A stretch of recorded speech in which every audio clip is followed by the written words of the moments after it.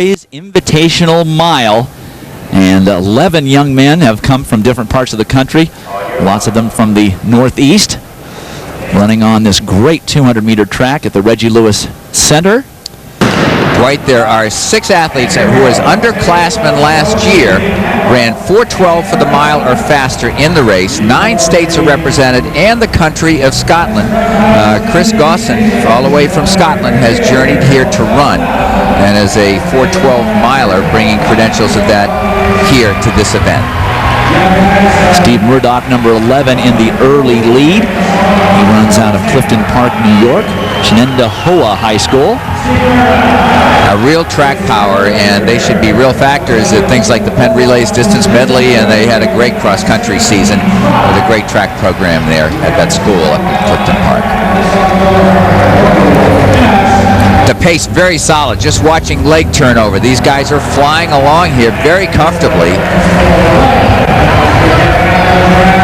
Murdoch has run 4:15 indoors this year already. 60.1 seconds for the first 440 yards. Exceptionally fast time. When you go out this fast in a high school mile, Dwight, it usually winds up being a very fine race. Everybody kind of takes up the chase, and it doesn't become tactical at all, and the pushing of the pace stays right on schedule here. But you also have to worry a little bit about the excitement and the adrenaline of these young guys going out so fast that first 2 laps, that first 440 yards, and dying a terrible death. True, but the talent is so deep at the high school level of exceptional athletes that other people will take up the chase, and other people will push hard here. So Murdoch continuing to lead over Gurma Micheso of Lawrenceville, Georgia, Berkmar High School. And this is Craig Forys of Colts Neck High School, another superb track town, challenging up in the lead. And number 1, that's Centrowitz Tay, Ashburn in Massachusetts. Cushing Academy, also from Ethiopia. So the crowd, there's a significant amount of crowd here cheering for him. But Craig Forys trying to break it open a little bit, but not really having an opportunity to do so. So Forys, followed by Tay.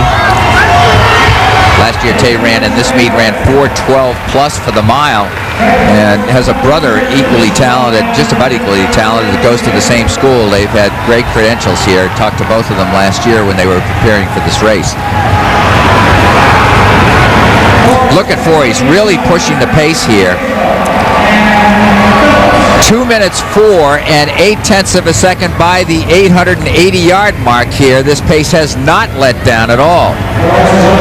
Forys continuing to lead over Micheso, and then Tay, and Phillips is in 4th. Duncan Phillips from College Station High School down in Texas, right at the heart of Texas A&M, building a huge track program down there, are they, and building a new indoor facility. Coach Pat Henry is.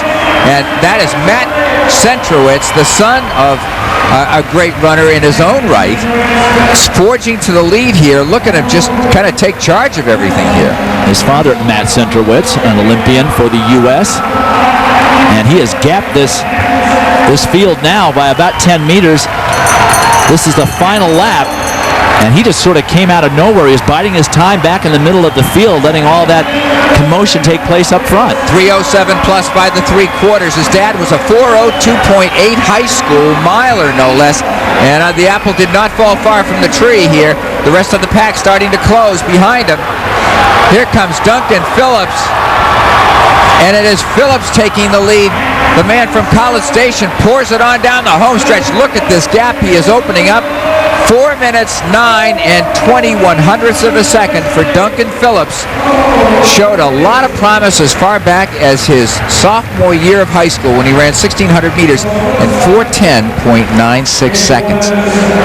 Phillips breaks 4:10. Matt Centrowitz unable to respond down that last sprint, and then Mark Amaro gets 3rd.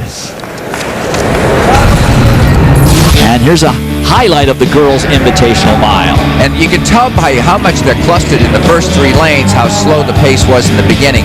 1 minute and 18 seconds, 78 seconds to put another way, for the first 440 yards, and they